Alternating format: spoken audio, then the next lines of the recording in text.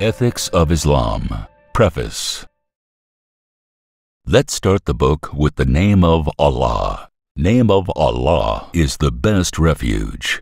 His blessings can never be measured nor calculated. He is the Lord, most compassionate and forgiving.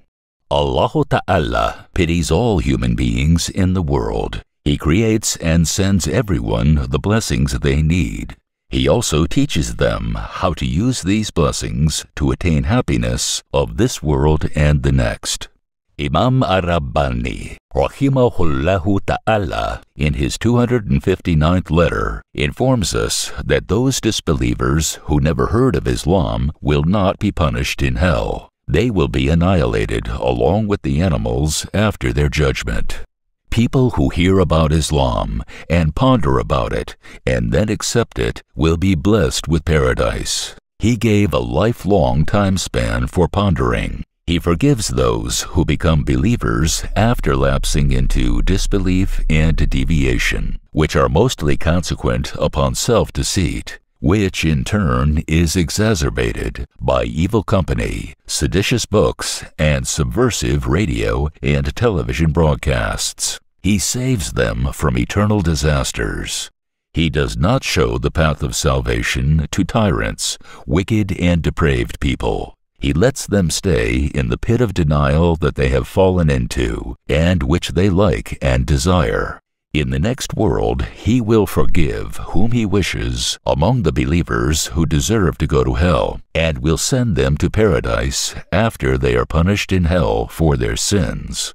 He is the only one who creates all living beings, keeps them in existence every moment, and protects them against fear and horror. If anyone thanks and praises anyone else at any time and at any place for any reason, these thanks and praise thus paid belong to Allah Ta'ala by rights, for He is the only one who creates and sends all kinds of blessings and goodness. If He would not remind, create, and give strength, no one could ever do any goodness or harm to anyone else. Only what He wills comes into existence. No one can do anything against His will. May our prayers for and greetings be to His beloved Prophet Muhammad sallallahu alaihi wasallam, who is the most beautiful and highest of all human beings in all respects, be also upon all of his progeny, relatives, and companions, Ridwanullahi ta'ala alayhim ajma'in, who radiate good morals and knowledge. Muslims are required to learn Islamic knowledge. It is divided into two branches, religious knowledge and scientific knowledge. The scientific knowledge is called wisdom, hikmat. Our Prophet, sallallahu alaihi wasallam, said, "Wisdom is the lost property of a Muslim. He should pick it up wherever he may find it." This hadith commands us to learn scientific knowledge. Religious knowledge is made up of 20 sub-branches, 8 of which contain teachings of a higher level, and the remaining 12 consist of teachings of a subsidiary nature. One of the teachings of a higher level deals with ethics. A Muslim who has good morals and is advanced in the scientific knowledge of his time is called a civil or a progressive Muslim. Alternately, a person who is advanced in scientific knowledge and has established basic industries, and yet who has poor morals, is called a tyrant, a regressive person, a bandit, or a dictator. Those who are lagging behind in the scientific knowledge and arts and have poor morals are called savages or vulgar people. Civilization means building cities and serving human beings. This can be accomplished through scientific knowledge, arts, and beautiful morals. In short, when the scientific knowledge and arts are accompanied with beautiful morals, it is called civilization. A civilized person uses scientific knowledge and arts for serving humanity. Alternately, tyrants use them for torturing.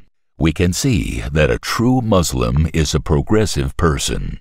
Unbelievers are retrogressive and miserable people. It is apparent that civilization means constructing buildings and developing cities. This is only possible through science and technology. Advancement in technology is due to addition of new ideas to the ideas of the previous generations. Peoples living in peace and comfort is only possible through ethics of Islam. Learning Islamic knowledge as much as necessary is an obligatory duty. Fathers, for every Muslim. Islamic scholars have written numerous books on this subject. The following books on the subject of ethics are well known. Akhlaq-i-Nasiri by Nasruddin-i Muhammad Tusi. Akhlaq-i Jalali by Jalal-ad-Din-i Muhammad Dawani. And Akhlaq-i Musini by Hussein Waiz-i Kashifi of Herat. We translated the first chapter of this last book from the book Berika, written by Abu Sa'id Muhammad Hadimi, rahimahullahu ta'ala. In the first chapter of this book, we will deal with unacceptable poor morals, rejected by Islam, and their prescribed cures. Poor morals are due to maladies of the spiritual heart. They cause infinite death and destruction of the heart, qalb, and the soul, ruh. In the second chapter of this book, we will describe the meaning of ethics, akhlaq, and its varieties, borrowing from the beginning chapters of the book Akhlaq-i Ali, written in Turkish by Ali bin Amrullah rahimahullahu ta'ala, who passed away in 979 Hijri, 1572 AD, in Edirne, Turkey. The uncorrupt youngsters who read this book will understand and realize that their ancestors were healthy people with good morals. They were also industrious, civilized, and progressive people. By learning the truth about their ancestors, they will not be misguided by the lies and slanders of their enemies. The name of the author of the book, Akhlaq-an-Nasiri, was Nasiruddin-i Muhammad Tusi. He was born in Hijri 597 in the city of Tus, Mashhad, and passed away in Hijri 672, 1273 AD, in Baghdad. He belonged to the Shiite sect of Muslims. He was one of the people who were instrumental in Hulagu's destruction of Baghdad and carnage of hundreds of thousands of Muslims. He became the prime minister of Hulagu. He founded a new library with the capacity of 400,000 books and a planetarium and an academy. He wrote many books.